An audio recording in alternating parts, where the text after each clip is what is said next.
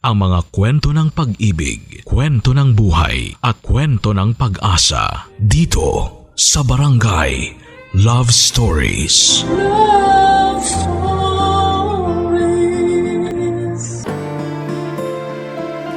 May kanya-kanya naman tayong tipo sa isang tao. Hindi natin pwedeng ipilit sa sarili natin ang isang taong hindi naman natin gusto. Ikaw kabarangay, ano nga ba ang tipo mo sa isang makakarelasyon? Dear Papa Dudut, ako nga pala si Brenda, 40 years old, isang sari-sari store owner sa Caloocan. Gusto ko lamang pong ibahagi sa inyo, Papa Dudut, ang kwento ko tungkol sa paghahanap ko ng AFAM. Bago pa man, naging trending sa social media ang pagsundo ng mga kababayan nating Pinay sa mga AFAM sa airport. Ay nauna na ako dyan, Papa Dudut. Nakailang sundo na rin ako ng AFAM mula pa noong 19 years old pa lamang ako. Malaking impluwensya sa ganitong hobby ko ang mga tiyahin ko na nakapag-asawa na ng ibang lahi. Bata pa lamang ako ay nasanay na akong makakita ng mga foreigner sa bahay namin dahil dinadalaw nila ang mga tiyahin ko. Nanawa na nga rin ako sa mga imported na sabon at tsokolate, kaya naman binibenta ko na sa mga kapitbahay ko ang sobra sa mga ibinibigay sa akin. Doon din nagsimula ang hilig ko sa pagbebenta, kaya noong may sapat na akong puhunan ay nagtayo ako ng isang sari-sari store. Naging successful naman ang small business ko at nagdagdag pa ako ng ibang paninda na hindi kasali sa sari-sari store. Tulad na lamang ng bra at panty na pwedeng hulugan tuwing katapusan. Ito ang pinagkakaabalahan ko habang naghihintay ng tamang AFAM para sa akin. Sa edad kong 40 ay marami na ang nanunukso sa akin na mag-asawa na raw ako, Papa Dudut. Kahit sino na lang daw ay pupwede na.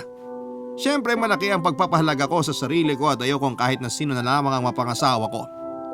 Choosy pa rin ako kahit sabihin pa ng iba na lagpas na ako sa edad sa kalendaryo. Hindi ako nagpapaapekto pero minsan kapag hindi nagwo-workout ang relasyon ko sa mga AFAM, nakakaramdam din ako ng kalungkutan. Minsan naiisip ko na ring magsettle sa kahit na sino na lamang para lang may maging katuwang ako sa buhay. Kaya lang Papa Dudut, sa tuwing naiisip ko kung gaano nakalayo ang nararating ko sa paghahanap ng the one, muli na naman akong magkakaroon ng pag-asa na nasa sulok lamang ang forever ko. Kahit na anong klaseng panunokso pa ng ibang tao ay hindi ako magpapatinag. Isa na nga sa mga madalas na manukso sa akin ay ang mapang-asar na kapitbahay kong si Buknoy, Papa Dudut. Kaklase ko siya nung elementary at kahit na hindi ko maamin ay naging kaibigan ko na rin siya sa pagdaan ng mga panahon, Papa Dudut.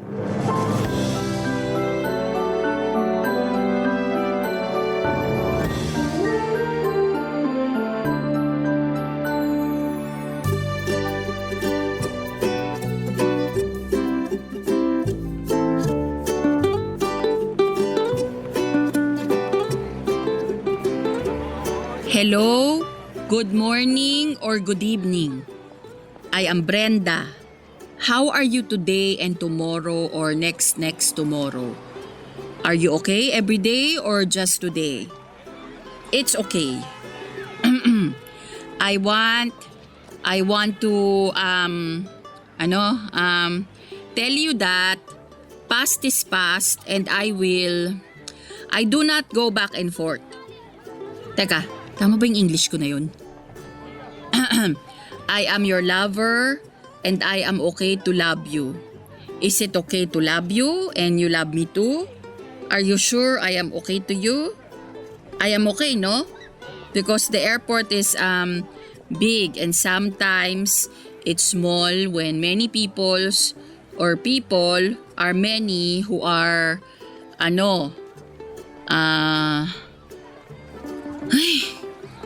wag na nga lang akong magbanggit tungkol sa airport. Mapapahaba lang yung English ko eh. Di ko kayang mag-explain. You know. Hoy, Brenda. Ano ka Buknoy? Kinakausap mo na naman ang sarili mo sa harapan ng estante ng mga toyo mo. Nang beses ko bang sasabihin sa'yo na huwag mo akong gugulatin ha? Ano naman bang kailangan mo? Ang sungit mo ah. Yan na ba ang nagagawa ng English sa'yo? Para sabihin ko sa'yo, importante na matuto tayong magsalita ng English. Sa'yo lang siguro importante. Kasi hayok ka sa AFAM. Okay na ako sa Tagalog. Sariling atin kasi ang tinatangkilik ko. Ano bang kailangan mo? Dalian mo, marami pa kasi akong gagawin. Alam mo kung ako sa'yo, sa harapan ka ng mga betchin mag-practice ng English. Baka sakaling maituwid yung dila mo. Di na ako natutuwa. Joke lang, ikaw naman. Pabili ako ng isang balot ng mani at 3 yosi. Kala ko ba titigil ka na sa Yossi? Sana, pero na-stress ako sa English mo eh. Talagang... Joke lang, para sa tatay ko to. Yung mani sa akin. Ay, pabili na nga rin ng isang pack ng napkin, yung may pakpak. Sino ngayon sa atin na nakaka-stress ang English? Napkin kasi yan, anong alam ko dyan? Eh bakit ka bumibili kung wala kang alam sa napkin? Para sa pamangkin ko yan. Tuwing katapusan kasi yung dalaw niya, kaya bibilan ko na. Lagi kasing nakakalimutan nun na bumili. Tignan mo na. Maayos ka naman palang tao eh. Maayos naman talaga ako ah. Eh bakit sa akin ang gaspang mo? Siguro kasi nung past life ko, ginamit mo akong liha. Di na talaga ako makakuha ng maayos na sagot sa'yo, no? Ayusin mo rin kasi yung tanong mo. O sige, may tanong ako. Sagutin mo na maayos ha. Basta bigyan mo ako ng discount sa binili ko sa'yo. Hindi pwede. Eh di don't. Ano ba yun? Magsusundo kasi ako ng AFAM sa airport bukas. Ano bang mas bagay sa akin na isuot? Red o green na bestida? Para ka namang makiki-Christmas party sa airport dyan sa mga napili mong kulay. Black o white na bestida? Yung magugustuhan ng AFAM ko. Wala. O anong kulay yung masasuggest mo? Wala nga. Paanong wala? Wala kang isusuot na damit. Mas gusto yun ng mga lalaki. Ay, wala ka talagang kwentang kausap. Tinalikuran ko si Buknoy at hindi na siya pinagbentahan pa, Papa Dudut.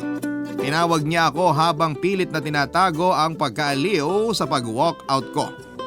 Ganun na lagi ang routine naming dalawa sa tuwing mahuhuli niya akong nag-iensayong magsalita ng English ay aasarin pa niya ako. Magwo-walk out ako at kinabukasan ay okay naman kaming dalawa. Mabuting tao naman kasi si Buknoy, sadyang mapang-asar lamang siya. Lalo na sa pangarap kong magkaroon ng asawang AFAM. Mabilis din ang radar niya kapag hindi nagtatagumpay ang plano kong makasal sa isang AFAM. Wala na nga ata ako halos maitatago kay Buknoy. Basang-basa na niya ako sa lahat ng bagay. Malaking bagay din kasi na magkababata kami at kaharap lang ng store ko ang bahay nila. Kaya ang hirap itago sa kanya mga nangyayari sa buhay ko. Bukod pa roon ay madaldal naman talaga ako sa mga ganap ko sa buhay ko kaya wala akong maitatagong lihim sa kahit na sino. Hindi rin lihim sa kanya ang dahilan kung bakit AFAM ang gusto ko. Kahit na hindi niya gusto ang ideyang maghabol ako sa ibang lahi, wala rin naman siyang magagawa pa. Dinaan na lamang niya sa pangaasar lahat para kahit papaano'y gumaan ang pakiramdam ko sa tuwing hindi nagwo-workout ang mga relasyon ko sa mga foreigner na nakikilala ko. Hindi nga nakakatuwa na nakarami na ako ng AFAM pero wala ni isa roon ang naging successful. May mga na-in-love naman sa akin pero walang planong mag-commit at nasaktan ako doon. Gusto ko ng commitment at syempre pinakagusto ko yung isasama niya ako paalis ng Pilipinas. Pangarap ko talagang manirahan sa ibang bansa at doon na bumuo ng pamilya.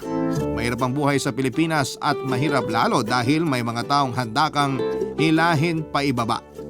Huwag ka lang magtagumpay sa mga pangarap mo. Kaya kesa ituon ko ang atensyon ko sa mga taong walang bilib sa akin, ay nag-focus na lamang ako sa mga goal ko. Ang makakilala ng AFAM na pakakasalan ako at makakasama kong bumuo ng pamilya at pangarap sa ibang bansa.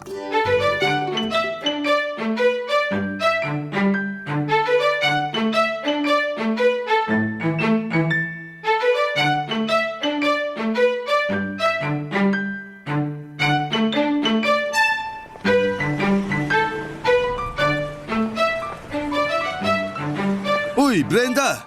Mukhang ginabi ka ah. Traffic. Buong araw kang wala. Ang daming padaan-daan dyan kanina sa tindahan mo. Sayang yung benta. Bakit? Responsibilidad ko ba lahat ng mamimili rito sa barangay natin? Ako lang ba yung may sari-sari store? Ako lang ba? Uy, sinabi ko lang naman.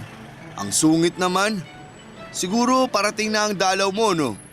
May stock ka pa ba ng napkin sa tindahan? Pwede kong ibigay sa iyo yung natira ng pamangkin ko. May 3 pa siguro yun. Tapos 2 panty liner. Kung mga asar ka lang, pwede bang bukas na lang? Wala ako sa mood makipagbalyahan sa'yo. Ay, teka. Di ba ngayon mo kinita yung afam mo? Buknoy, Asan siya? Hindi ba kayo nagmotel? bakit naman mo talaga ang iniisip mo, ha? Eh kasi dun din naman ang punta niyan. Manunundo sa airport, kakain sa resto. Tapos ayun, diretso na ng motel. Walang resto, walang motel. Oh, asan siya? Ipakilala mo naman sa akin. Akong kikilatis para di ka lukohin. Wala kang kikilatisin. Kasi hindi naman niya ako sinipot. Hindi na tuloy pumunta ng Pinas? Natuloy siyang pumunta rito sa Pinas. Pero hindi siya nakipagkita sa akin. Bakit? Nalate ako dumating eh. Pinaayos ko pa kasi tong takong ng sandals ko. Tapos nung dumating ako sa airport, sabi niya wala na raw siya ron. Saan naman nagpunta? Alam ba niya pasikot-sikot dito sa Metro Manila? May nakilala raw siyang OFW na dalaga. Habang hinihintay niya ako, sakto namang tumabi yung OFW sa kanya. Nagkakwentuhan sila tapos Nagkasulutan na. nag-click daw sila agad ng OFW na yon. Tapos inaya siya nung hitad na yun na magstay sa bahay niya. Pumayag naman tong afam ko. Condolence ha. Ilang linggo na naman ako magluluksa nito. Ay! Kainis kasi tong sandals ko. Talagang nasira pa kung kailan makakaharap ko na yung Prince Charming ko. Eh baka kasi sign na yan. Sign na ano? Na bumili na ako ng bagong sandals? Sign na hindi siya para sa'yo. Para siya sa akin. Sadyang ahas lang yung nakatabi niyang OFW. Brenda, kung talagang interesado sa'yo yung afam na yun, kahit gaano nakaigpit yung pagkakapulupot sa kanya nung ahas na OFW na yun, ikaw pa rin ang pipiliin niya. Eh asan ba siya ngayon? Oo na. Makakahanap ka rin ng iba dyan. Marami pang isdang afam sa karagatan. Makakabingwit ka rin ng sayo. Dami ngang isdang afam. Pero mukhang ayaw namang magpabingwit sa akin. Baka mali ka lang ng paraan ng pamimingwit. Baka nga. Ay. O siya, uuwi na ako. Maaga pa akong lalabas bukas para mag-grocery ng ibibenta sa store. Sige, ingat.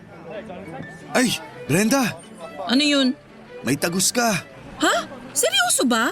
Di mo ba alam na dadatnan ka? Wala ka bang kalendaryo? Irregular ako eh. Ano ba naman to? Puro kamalasan na lang ang nangyayari. Umuwi ka na para makapagpalit ng damit. Ngayon ka pa talaga nagsuot ng puti. Alam ko bang dadatnan ako ngayon? Kaya nga umuwi ka na para makapagpalit bago yan magmantsa.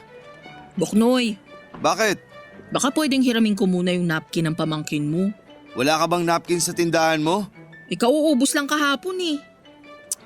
O sige na, dalian mo nang umuwi. Ako nang bahala sa napkin mo.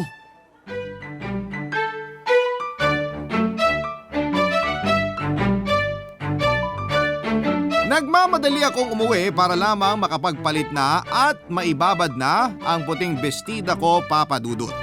Inabot talaga ako ng maraming malas ng araw na yon. Una, nasira na nga ang sandals ko. Pangalawa ay nasunod pa ang afam na para sana sa akin. Pangatlo ay dumating ang dalaw ko kung kailan naman nakaputi ako. Ang sama ng loob ko habang binababad at kinukusot ang puting bestida ko, Papa Dudut. Napaiyak na nga rin ako habang naglalaba dahil sa sobrang lungkot. Maya-maya pa ay narinig kong kumatok sa pintuan ko si Buknoy. Pinagbuksan ko siya at inabot niya sa akin ang 2 pack ng bagong napkin at isang pack ng panty liner. Inabutan din niya ako ng imported na tsokolate. Nagulat ako kasi akala ko yung natirang napkin lang ng pamangkin niya ang ibibigay niya sa akin. Pero binilhan pa pala niya ako. Baka raw hindi ko kasukat ang napkin ng pamangkin niya dahil mas maliit ako.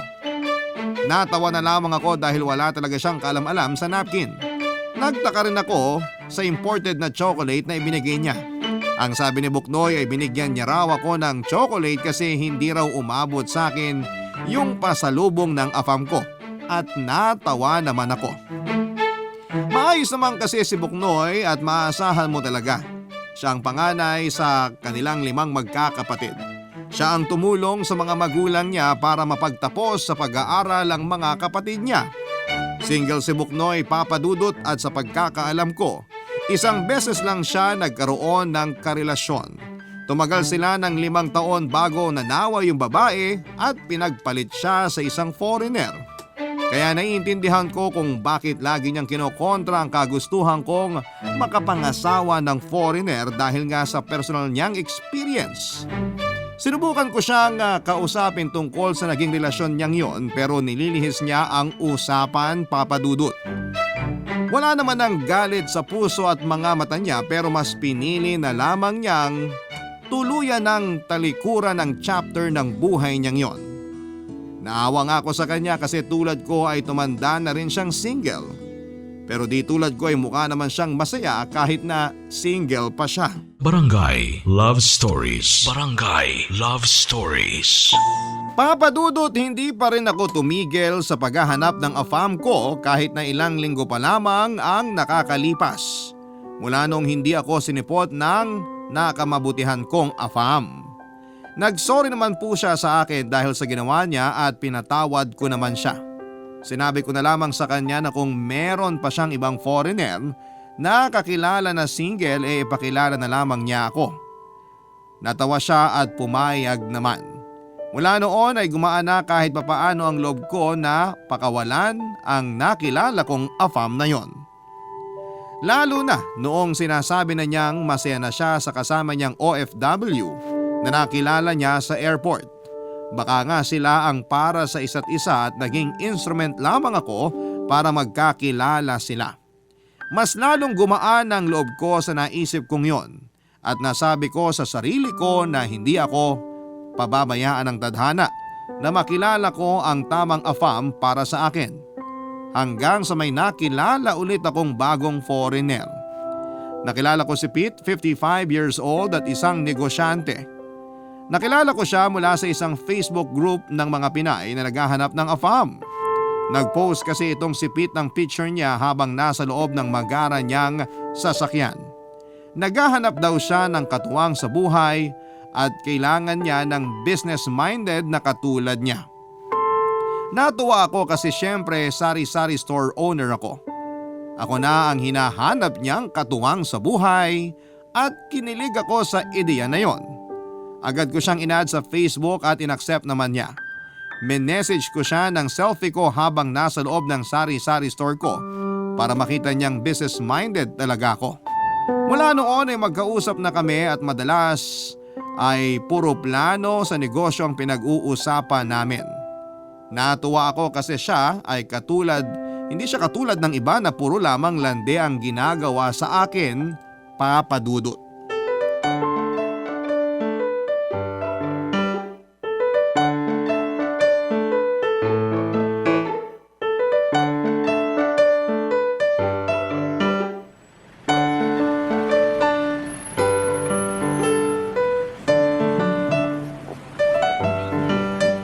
May Facebook group ang mga Pinay na naghahanap ng AFAM? Hanep pa! Sabi naman sa'yo, hindi lang ako naghahanap ng AFAM sa Pinas. Marami kami. Magandang group naming yun kasi nagtutulungan kaming makahanap ng asawang AFAM. Tinatag namin ang isa't isa kapag may nagpo-post na AFAM. Bayanihan, kumbaga. Tapos kapag bigo kami sa AFAM na nakilala namin, nagdadamayan kami. Ang tanong, nakahanap na ba ang lahat ng nasa group na yun ng AFAM nila? Ay, wala akong pakialam sa kanila. Nakahanap na kasi ako ng AFAM ko. Ang bilis mo mag-move on ah. Wala pang 1 buwan nung di ka sinipot ng AFAM mo tapos ngayon may bago na ulit? Dinaan ko sa alindog at pagiging utak negosyante ko. Utak negosyante? Businessman kasi si Pete, yung AFAM na nakilala ko. Gusto niya ng babaeng nagninegosyo rin. Sakto, may store ako diba? Ano bang negosyo niya? Wala pa. Oh, akala ko businessman siya. Paano siya naging businessman kung wala naman siyang business? Kasi ang pagiging business person ay nasa pag-iisip lang yan. Mindset ba? Okay ka lang ba? Okay na ako kay Pete. Alam kong may pangarap siya sa buhay at doon ako kakapit. Okay, sabi mo eh. Mag-ingat ka lang dyan ha. Ano ka ba? May tiwala naman ako sa kanya. Hanggat di mo pa nakakasama yung tao, huwag ka munang ubus biyaya sa tiwala. Mahirap na. Paano bang hindi ako magtitiwala sa kanya? Magkasosyo na kami sa negosyong iniisip niya. Nalintikan na. Wala pang negosyo pero naisip mo agad magkasosyo na kayo? Magsisimula na kaming magnegosyo, no? Nakapagpadala na ako sa kanya ng dagdag para sa puhunan. Anong klaseng negosyo? Pag-iisipan pa lang kung ano. Pero ang importante, meron na kaming puhunan. Seryoso bang nagpadala ka sa kanya? Alam nga namang hindi, magkasosyo na nga kami, di ba? Labo mo namang kausap. Bakit ka nagtiwala agad na magpadala sa kanya? Kasi mahal ko siya. Okay, hindi ko pa siya mahal. Pero papunta na rin dun. Kailan mo siya susunduin sa airport? Wala pang plano. Busy pa raw siya sa pag-iisip ng gagawin niyang negosyo namin. Ano bang nakakatawa ha? Bahala ka na sa buhay mo. Dalaga ka na. Nireregla ka na nga ng di mo alam eh. Umalis ka na nga. Kung di ka magiging supportive sa love life ko, huwag mo na akong kausapin. Supportive ako sa'yo. Pero sa mga ginagawa mo sa buhay mo, ang hirap mong suportahan. Promeno ka. Masakit ha? Ang sinasabi ko lang… Ganyan ka na ba kagalit sa mga foreigner dahil sa ginawa sa'yo ng ex mo? Oh, saan naman galing yan? Totoo naman, di ba? Kaya lagi mong kinukontra yung paghahabol ko sa mga AFAM kasi may galit ka sa mga foreigner at sa akin mo yun nilalabas. Kinokontra lang kita kapag alam kong wala ka ng preno sa paghahabol sa mga AFAM mo. Kung maayos yung mga hinabol mo, bakit mag-isa ka pa rin? Bakit nasa Pinas ka pa rin? Hindi ko sinagot ang mga sinabi ni Boknoy, Papa Dudut. Alam kong dihado ako sa mga sinabi niya dahil totoo namang mali ang mga hinabol ko, Papa Dudut.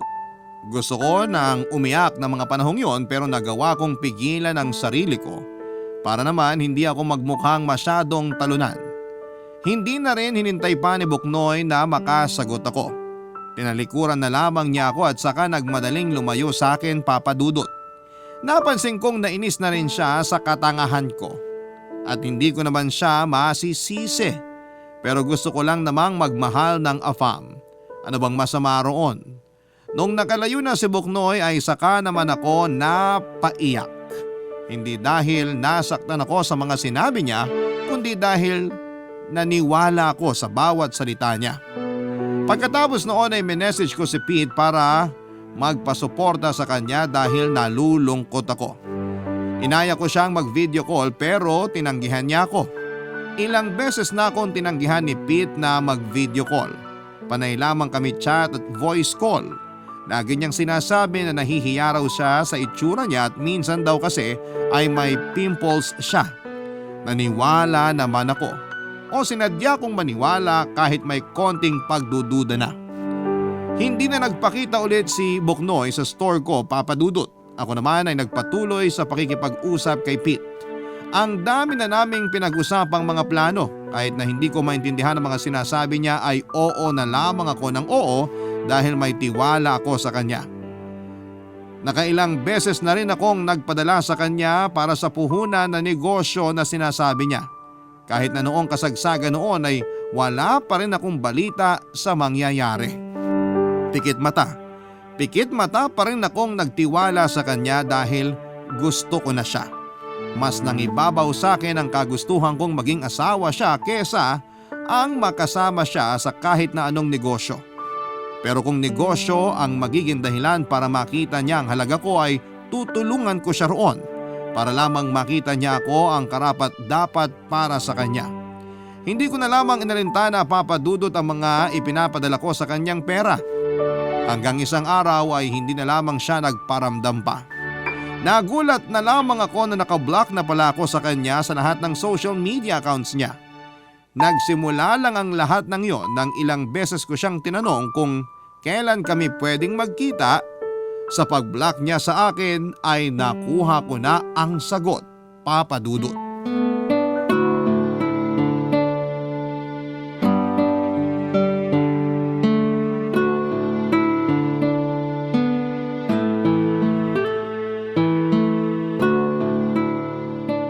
Hati na tayo ha. Malamang, nagiinuman na nga tayo ngayon. O, tagay pa. O bakit ka naman tumatawar yan, ha? Hindi ako makapaniwalang na denggoy ka ng inaakala mong afam. Oo na, tanga nga, di ba? Kaya shot pa. Sabi naman sa'yo huwag kang magtiwala agad. Ay, masisisi mo ba ako? Sa gusto ko nang mag-asawa ng afam. Naiintindihan naman kita. Kaya lang, syempre ang dami ng manluloko sa Facebook ngayon. Lahat pwede na magpanggap na afam sila. Kung bakit naman kasi hindi ko naisip na poser lang pala siya. Nagtataka ako kung bakit di mo naisip na Pinoy lang din siya. Yung bangko niya na pinagpapadalan mo, pang Pinas lang naman. Uulitin ko lang ha. Tanga nga, di ba? O, shot na! Hinay-hinay muna sa alak. May trabaho pa ako bukas ng umaga. Mag-usap na lang tayo. Ikaw? Gustong makipag-usap? Si Boknoy? Tumanggi sa alak? Anong nangyayari? May trabaho lang ako ng maaga bukas. Kung day off ko lang, kahit mag-beer house pa tayo hanggang umaga Bilang pa kita ng ladies drink. O sige, maaga rin akong pupunta sa police station bukas para ipablatter tong nang scam sa akin. Anong sabi ng bangko na pinagpadalan mo ng pera? Paasa naman ang mga yun? Halatang wala na silang magawa. Nasimot na raw lahat ng perang pinadala ko. Ganun talaga. Mag-move on ka na lang. Yung pinadala ko sa kanya, pwede ng pang-anim na buwan na benta ko rito sa store Wag mo nang masyadong dibdibin. Basta ngayon natuto ka na. Di na dapat basta-bastang magtitiwala kahit gaano pa katangkad yung afam na yan. Kaya pala lagi siyang nagpapalusot tuwing gusto kong mag-video call kami. Dun pa lang, red flag na. Tapos yung boses niya, hindi naman tunog afam, tunog Pinoy. Tapos, wrong grammar pa no? Totoo. Akala ko nga nung una ako lang tong hindi nakakaintindi masyado ng English. Pero nung tumagal, siya naman pala tong hindi marunong mag-English. Buti hindi ka nag-send ng ano? Nang ano? Ng mga hubad na pictures. Ha? Ba't naman ako magsisend? Di ba yun na ang kalakaran ngayon? Dapat mag-send ka ng nakaubad ka o kahit anong pa-sexy para padalang kanya ng pera. Ako nga itong nagpadala ng pera, di ba?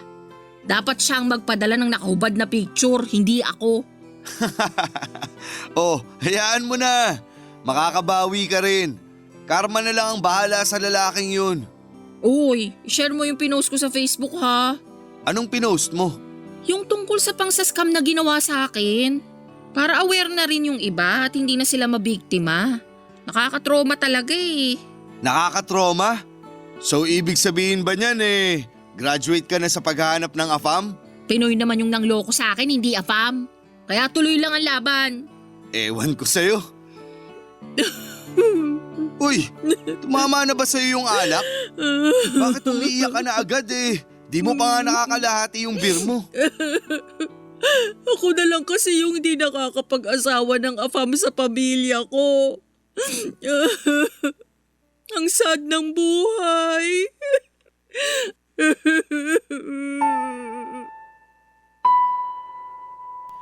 Napakwento na naman tuloy ako kay Buknoy sa dahilan ko kung bakit afam ang hanap ko. Nakinig naman siya kahit narinig na niya ang ibang kwento ko noon. Hinayaan niya lamang akong umiyak, Papa Dudut, habang inuulit ko ang mga kwento ko sa kanya. Hindi niya ako hinusgahan at hinayaan na lamang niya na sabihin ko ang lahat ng nararamdaman ko. Kahit papaano'y gumaan ang loob ko sa pananahimik at pakikinig ni Buknoy. Nakwento ko sa kanya kung gaano ako nainggit sa mga tiyahin ko noong bata pa lamang ako. Hindi sila lumaking mayaman pero yumaman sila mula noong nakapangasawa ng mga afam.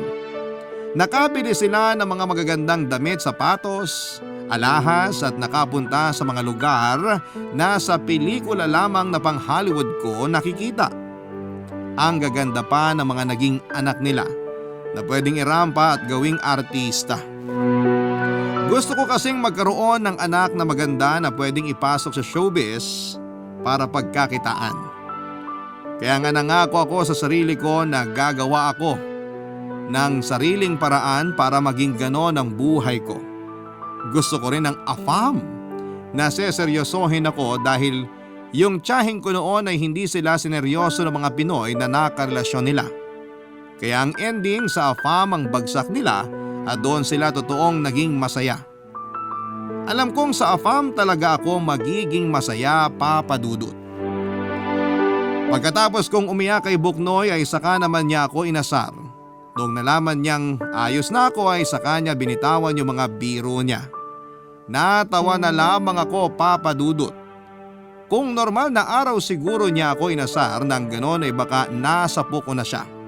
Pero dahil nakatulong siya para maproseso ko ang nararamdaman ko ay hinayaan ko na lamang siyang asarin ako. Malaki po ang naitulong niya para maintindihan ko na hindi naman sa akin ang kulang. Mali lang talaga ang mga napipili kong AFAM. Pero hindi ibig sabihin noon ay wala na akong makikilalang para sa akin. Darating din yon. Yun na lamang ang iniisip ko para hindi na gaanong kasakit ang isiping wala pa rin akong happy ending. Barangay Love Stories. Barangay Love Stories. Papa Dudut, hindi ko pa rin tinanggal ang pag-asa sa puso ko na balang araw ay makakatagpo din ako ng AFAM na mamahalin ako.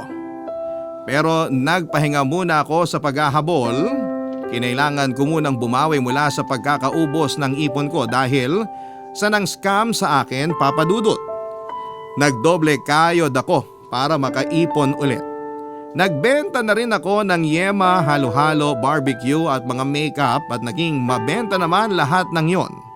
Kaya kahit papaano'y naibsan yung lungkot ko mula sa mga nangyaring hindi maganda sa akin noong nakaraan. Nag-leave na rin muna ako sa Facebook group ng mga Pinay na naghahanap ng AFAM para makapag-concentrate ako sa mga negosyo ko. Hataw na hataw ang mga negosyo ko at hindi ko pwedeng pabayaan yon. Natawa naman si Buknoy sa mga nakitang pagbabago sa akin. Natawa na lamang ako kasi hindi naman ako nagbago. Ganon pa rin ako. Umaasa pa rin ang puso kong makatagpo ng AFAM kaya lang ay busy pa kasi. Hindi ko naman na kinontra pa si Buknoy at hinayaan na lamang siyang maniwala sa iniisip niya tungkol sa akin.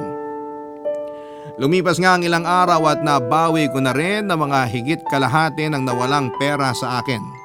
Nagbalak na rin akong palakihin ang sari-sari store ko at balak kong gawing mini grocery store na bukas hanggang alas 12 ng hating gabi.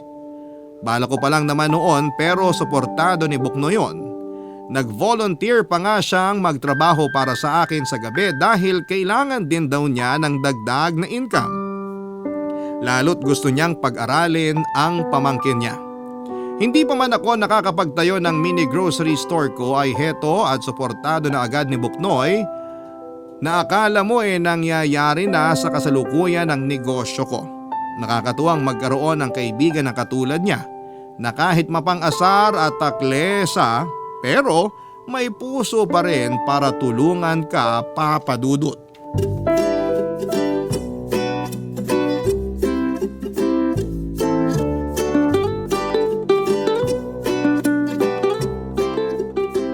Brenda, good news! Pera ba yan? Hindi. Eh di hindi yan good news. Kahit sabihin ko sa'yo may nakilala na akong AFAM, Mahilig ka na rin sa AFAM? Manunundo ka na rin ba sa airport? AFAM para sa'yo. Ah, Oh, mukhang di ka naman interesado. eh baka mas-scam na naman ako niyan eh. Hindi to scam. Kliyente siya sa opisina namin. May kaya sa buhay. Luigi ang pangalan at may sariling negosyo sa Canada. Andito lang sa Pinas para maghanap ng asawa. Lo, eh di sumali siya kamo rin sa Facebook group ko. Imported na palay na nga tong lumalapit. Ayaw mo pang isaing? Paano ko isasaing palay pa? Tukain ko muna. Tukain mo na ngayon. Bakit mo ba ako pinipilit sa AFAM na yan? Kasi nakausap ko siya. At bilang isang lalaki, alam kong seryoso na siyang maghanap ng mapapangasawa. At ako agad ang naisip mong ipaasawa sa kanya? Naawa kasi ako sa'yo nung na-scam ka. Saka gusto kong makatulong dun sa pangarap mong makapangasawa ng AFAM. Para di ka na tinutokso tuwing family reunion nyo. Asawahin mo tong si Luigi. Ayos ba talaga yan? Ipupusta ko yung nanay ko kung palyado to. Ibibigay ko talaga sa'yo si nanay. Kahit wag mo nang ibalik, ayos lang. patingin ang picture. Saka ibigay mo sa akin yung ibang detalye sa kanya. Teka, nagpicture kami sa cellphone ko eh. Hanapin ko lang. Oh, ito na. Tingnan mo. Patingin nga kung palaban. Ay, gwapo.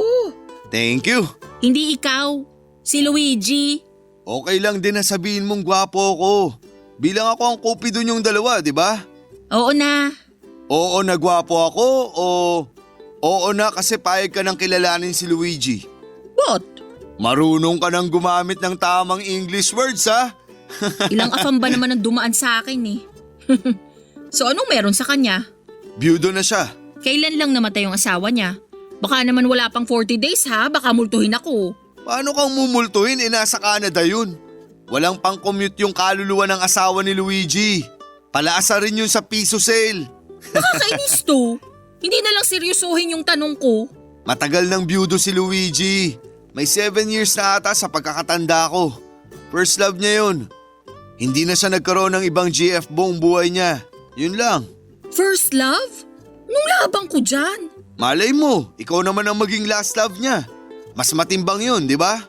Paano kung di niya ako magustuhan? Baka mataas ang standards. Type ka nga agad eh. Pinakita ko picture mo sa Facebook tapos gusto na agad niyang makilala ka. Ganda ka, girl. Kailan daw niyang gustong magkita kami? So payag ka na. May magagawa pa ba ako? Sinabihan niya na akong maganda. Wala naman siyang sinabing maganda ka. Sinabi lang niya type ka niya. Panira ka talaga, no? O basta, sasabihin ko na sa kanya na i-add ka na sa Facebook para makapag-usap na kayo ha. Di ako peperahan niya na. Baka nga ikaw pa tong mang-scam sa kanya eh. Pasalamat ka, may ipapakilala kang afam sa akin. Kung hindi, sinaing ko na yung tenga mo.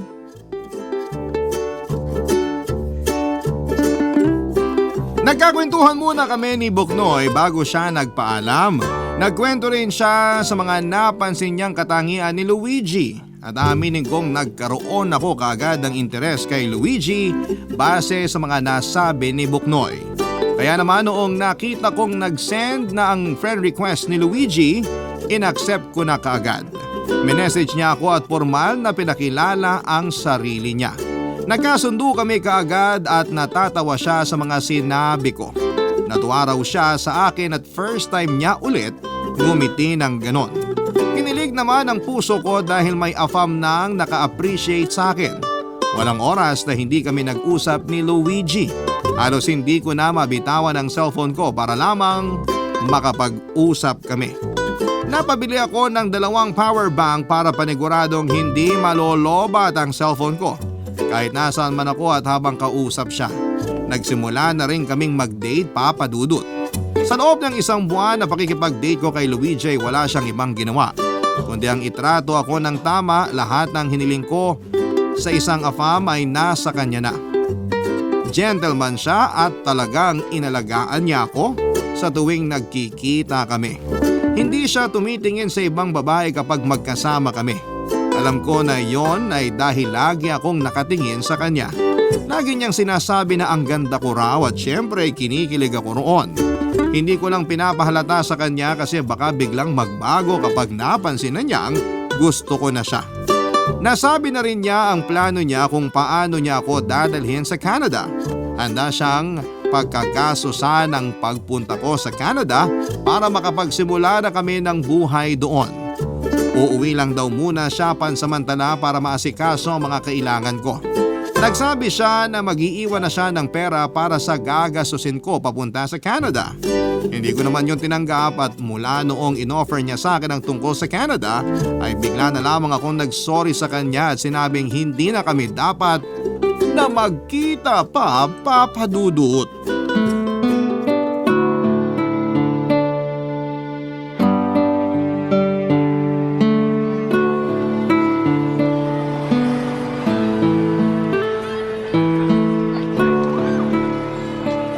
Uy, nakabalik ka na? Ha? Di ba may date kayo ni Luigi? Sabi niya mag-overnight daw kayo sa Tagaytay. Anong nangyari? Yon. Wala naman. Paanong wala? Akala ko ba okay na kayo? 1 buwan na kayo nag-aarutan ah. Sa wala talaga eh. Ganun talaga. Tanggapin na lang. Huwag mong sabihing nakipaghiwalay siya sa'yo. Siya pa talaga ang may ganang makipaghiwalay ang ganda mo na nga. Akong nakipaghiwalay. Ikaw pa talaga tong may ganang makipaghiwalay? Ang gwapo na nga niya. Gusto niya akong dalhin sa Canada para magpakasal na kami doon. Oh, di ba yun naman ang pangarap mo? Nasa harapan mo na, bakit di mo pa tinuka? Di ko rin alam eh. Basta ang alam ko, nung sinabi niyang kukunin niya na ako papunta sa Canada, nalungkot ako. Anong nakakalungkot sa Canada? Kung ako lang yan, baka ngayon pa lang nag-empake na ako. Kahit next month pa ang flight ko. Ewan ko nga rin. Parang hindi ako masaya na pupunta ng Canada. Siguro kasi nalungkot ako na iiwan ko tong store ko. Iiwan ko yung pangarap kong magkaroon ng malaking grocery store. Mga ganun. May kaya si Luigi. Pwede siyang magpatayo ng grocery store para sa'yo sa Canada. Sa mas gusto kong magbenta ng mga desashay na shampoo at toothpaste dito sa Pinas eh. Bakit ba? Hayaan mo na yun. Nanghihinayang lang kasi ako. Bakit naman ikaw tong nanghihinayang? Ikaw ba tong niligawan? Ikaw ba tong inofera na pumunta ng Canada? Nag-effort kaya ako para sa inyong dalawa. Lalo na sa'yo. Anong effort naman ang ginawa mo para sa akin, Aber? Todo benta ako sa'yo pagkaharap siya. Kaya nga agad-agad gusto na niyang ipakilala kita sa kanya eh. Alam ko na yan. Nasabi nga niya sa akin. Nasabi niya? Lagi niyang sinasabi sa akin kung paano mo ko binibida sa kanya. Ang sinabi ko lang naman, hindi siya lugi sa'yo kasi quality ka. Kung makapagsabi ka naman ng quality dyan, akala mo inahing manok ako na nangingitlog ng ginto? Seryoso nga. Sinabi ko sa kanya na marunong ka sa mga gawaing bahay. Masarap kang magluto, lalo na ng tinola. Kaya pala lagi niyang nire-request sa akin kapag nagpunta na raw ako ng Canada, ipagluto ko raw siya ng tinola. Ikaw naman pala tong nagpahamak sa akin. Paborito ko kasi yung tinola mo. Di ba, naalala mo kapag may sakit ako, ipinagluluto mo ako ng tinola na maraming siling labuyo? Maganda kasi ang sili para magpawis ka. Oo nga eh. Dati gusto ko na lang laging magkasakit para ipagluto mo ako ng tinola. Kahit naman wala kang sakit, magsabi ka lang ipagluluto kita. Kaya na-inlove sa'yo si Luigi. Na-inlove sa akin kasi kung ano-anong pinagsasasabi mo. Tama bang banggitin mo sa kanyang namumula ang pisngi ko sa tuwing sinasabihan akong maganda? Totoo naman ah. Bagay kaya sa'yo kapag namumula ka. Mas lumalabas ang ganda mo. Saka sinabi ko sa kanya na banggitin na maganda ka kapag wala ka sa sarili. Kasi sobrang pula ng pisngi mo pag ganun. Sinabi mo rin pala sa kanya na kumakanta ako? Correction! Ang sinabi ko sa kanya, maganda ang boses mo kapag kumakanta ka. O edi salamat. Ay, sayang talaga. Pero hayaan mo na. Kapag may afam ulit kaming kliyente, ibibida ulit kita. Di na kailangan. Bakit naman? Pass na ako sa AFAM. Baka kailangan, tangkilikin ko muna ang sariling atin. Seryoso ako noong sinabi kong pass na ako sa AFAM, Papa Dudut. Kota na ako at alam kong oras na para tangkilikin ang sariling atin. Doon ako sa Pinoy na makakaintindihan ko. Iyong Pinoy na hindi dudugo ang ilong ko sa kaka-English. Iyong Pinoy na kaya kong makipag-argumento ng hindi nauubusan ng salita. At higit sa lahat isang Pinoy na nakakakita ng ganda ko hindi lang ng panlabas kundi ng kalooban ko. Isang Pinoy lang naman ang nakita kong gumawa noon para sa akin. Si Buknoy. Papa Dudut, hindi ang store ko ang dahilan kung bakit natakot akong iwan ang Pilipinas at pumunta sa Canada, kundi ang suki ko sa store ko na yon na si Buknoy. Sa loob ng isang buwang pakikipag-date ko kay Luigi ay wala siyang ibang naging bukang bibig kundi ang magagandang salita ni Buknoy tungkol sa akin. Lagi na lang namumula ang mga pisngi ko sa mga papuri ni Luigi na galing naman talaga kay Buknoy. At doon ko na-realize na mula at kinilig ako hindi dahil kay Luigi kundi dahil kay Buknoy mismo. Papa Dudut, hindi ko pa rin po magawang maamin kay Buknoy ang nararamdaman ko. Naghahanap ako ng tiyempo pero ramdam ko naman sa mga tingin niya na may gusto rin siya sa akin. Kung paano niya ako purihin sa harapan ng ibang tao at tuksuhin kapag dalawa lamang kami. Halata namang may gusto siya sa akin kaya lang hindi niya magawang sabihin kasi puro afam ang laman ng bibig ko. Siguro'y takot siyang ma-reject ko. Ano po kaya sa tingin ninyo? Sana'y magawa ninyo akong tulungan kung paano ko mapapaamin si Buknoy sa nararamdaman niya sa akin. O mas maganda ba na ako na lamang ang aamin sa kanya?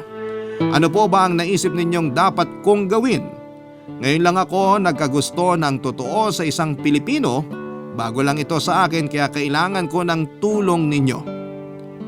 Tiwala naman ako sa inyong programa na makakatulong kayo sa problema ko. Alam kong marami na kayong natulungan at gusto kong mapasali sa mga tao na yon. Maraming salamat po Papa Dudut sa pagsali sa akin sa inyong #1 program, ang Barangay Love Stories. Ang inyong kabarangay forever, Brenda. Nagustuhan ng iyong napakinggan? Ituloy yan via live stream sa www.gmanetwork.com/radio. Barangay LS 97.1 Forever